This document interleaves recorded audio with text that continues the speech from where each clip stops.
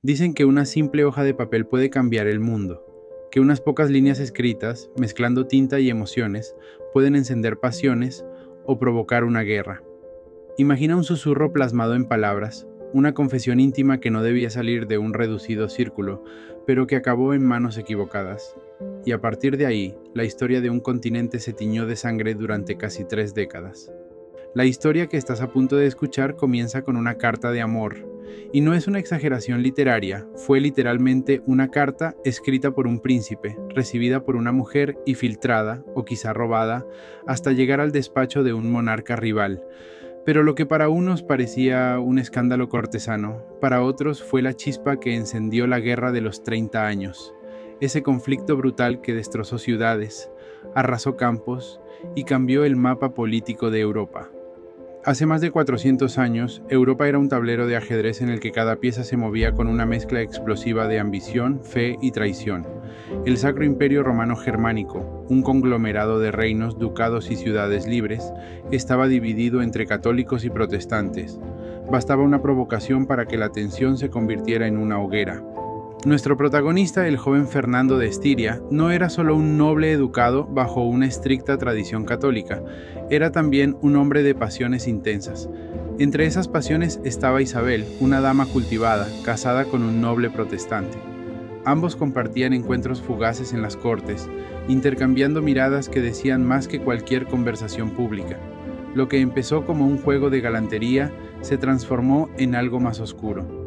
Fernando escribió a Isabel una carta de amor, no una carta política, no un tratado formal, sino un testimonio íntimo de sus sentimientos, adornado con versos, promesas y, según las crónicas posteriores, frases que rozaban el escándalo para la moral de la época. Pero aquí es donde el destino mezcla las cartas, no solo las de papel. Esa misiva, tan privada como osada, nunca llegó directamente a Isabel. A mitad de camino fue interceptada por razones que aún hoy despiertan debates.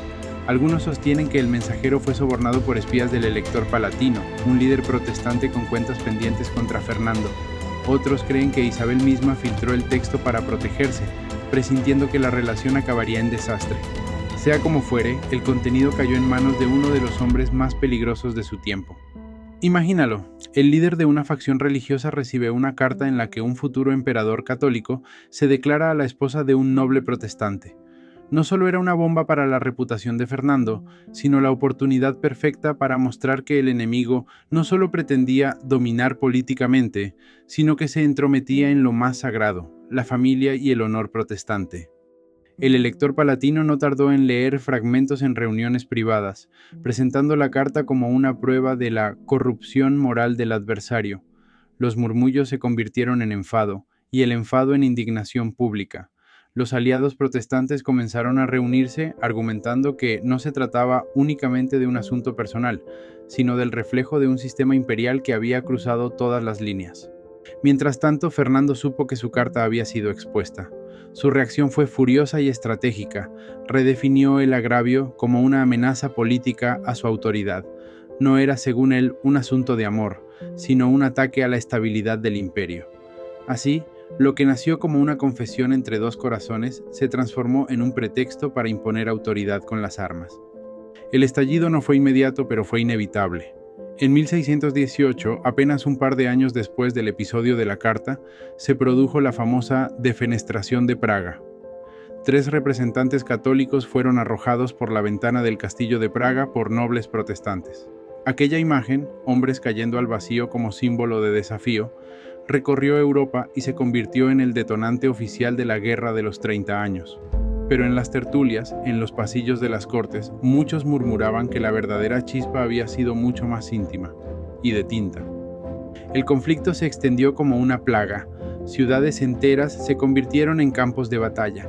Las cosechas se pudrieron sin manos para recogerlas, y la población se redujo a la mitad en algunos territorios, víctima no solo de las espadas, sino de las enfermedades y el hambre. Las alianzas cambiaban como estaciones, el mapa se dibujaba y borraba una y otra vez. Durante esos 30 años pocas veces se mencionaba la carta públicamente. Era casi un secreto vergonzoso que subyacía bajo toneladas de discursos religiosos y políticos. pero algunos cronistas años después dejaron pistas: la infame carta de amor, con tinta cuidadosamente trazada, palabras elegidas para seducir, fue uno de los primeros movimientos de esta partida mortal. Cuando finalmente en 1648 la paz de Westfalia puso fin a la guerra, Europa no era la misma. La autoridad del Sacro Imperio Romano Germánico se había debilitado irremediablemente. Los estados se volvieron más independientes, y en jardines silenciosos, en travesías privadas, todavía se susurraba la historia de aquella carta prohibida que, como una mariposa batiendo sus alas en un lugar lejano, había desencadenado un huracán que duró 3 décadas. Porque al final, tal vez lo más perturbador de esta historia sea su fragilidad.